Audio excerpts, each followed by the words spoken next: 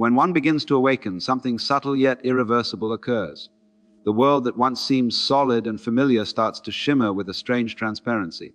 What was once taken for granted, the goals, the chatter, the endless pursuit of something more, begins to feel oddly weightless, as if the stage of life has been seen through from behind the curtain. It's not that the awakened person suddenly becomes wiser or holier, it's that they can no longer pretend that the game is real. The colors are the same, the faces are the same, yet everything carries a deeper stillness beneath it, a quiet awareness that was always there unnoticed. This change in perception creates a natural distance. The conversations that used to excite them now appear mechanical, driven by the need to fill silence or affirm identity. They see how much of human life revolves around stories of success, failure, right, wrong, becoming, and they realize these are all movements within a dream. To those still asleep, this realization seems cold or detached, but to the awakened one, it is liberation. They no longer see life as a competition, but as a dance of impermanence. And so, they step back, not out of rejection, but from understanding. The crowd keeps playing its part, while the awakened one quietly observes, knowing the play will go on with or without their participation, and that the joy lies in simply seeing it for what it is.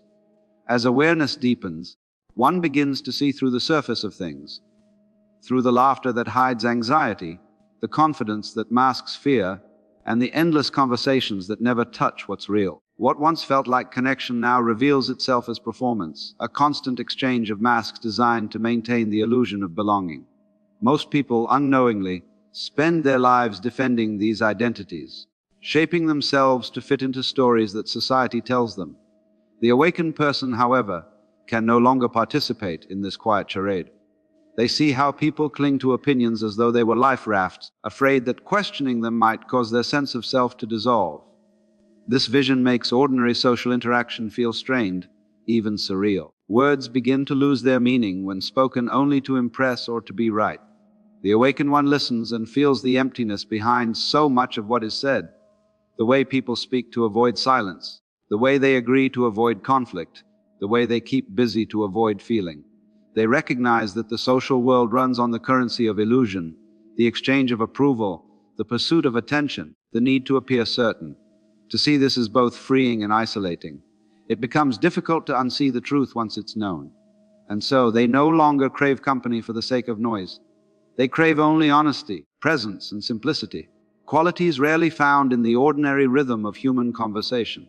When one awakens to the deeper nature of life, the constant hunger for validation begins to dissolve.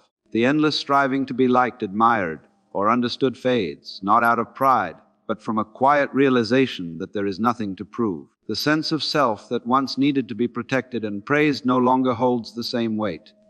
The awakened individual rests in a kind of effortless peace, a knowing that they are already complete, that nothing external can add or take away from what they truly are. This inner sufficiency brings with it a natural withdrawal from the noise of social approval. They no longer chase compliments because they see how fragile and fleeting they are. They no longer fear disapproval because they understand it comes from others' illusions, not truth. In this state, peace becomes more valuable than popularity, and authenticity outweighs acceptance. Their conversations shift from trying to be understood to simply being real. They don't decorate their words to please others or hide their silence to avoid awkwardness. This calm detachment is often misunderstood by those still caught in the cycle of needing affirmation, who may interpret it as arrogance or indifference. But it is neither. It is simply the serenity that arises when one stops seeking permission to exist. The awakened person no longer depends on others to feel whole. Their contentment flows from within, untouched by praise or rejection, rooted in the quiet awareness of their own being. When one's eyes open to the deeper truth of existence, the nature of relationship itself transforms. The need for many companions fades, and what remains is the longing for something real, not in quantity, but in depth.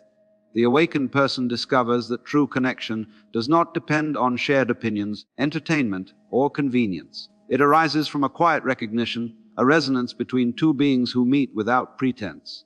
There is no demand to fill silence or to constantly reassure each other. Presence itself becomes the conversation. In this stillness, superficial connections naturally fall away. The gatherings filled with small talk and forced laughter lose their appeal. for the awakened one can feel the emptiness behind them. They begin to sense energy rather than words, truth rather than image. When they do find someone who sees through the same illusion, the bond is effortless, not based on shared stories, but on shared awareness. Such friendships are few, yet they carry a depth that no crowd can provide. It's not loneliness that surrounds them, but a sense of purity in the connections that remain. They no longer seek people to escape themselves, but to celebrate the space between souls that understand. Even in silence, such relationships are alive, breathing with mutual presence. The awakened person values these rare moments more than all the company in the world, for they are not looking for others to complete them, only to mirror the vastness they have already found within.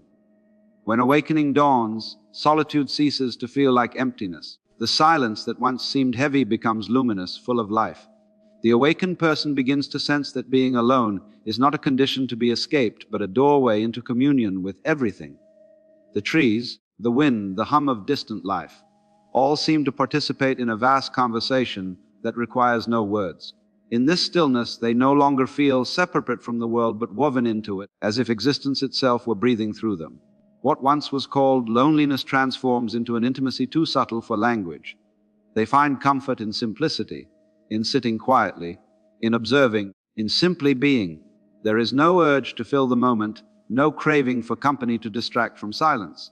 It's not that they avoid people, it's that they no longer need them to feel whole. The presence that once sought reflection in others now rests effortlessly within itself.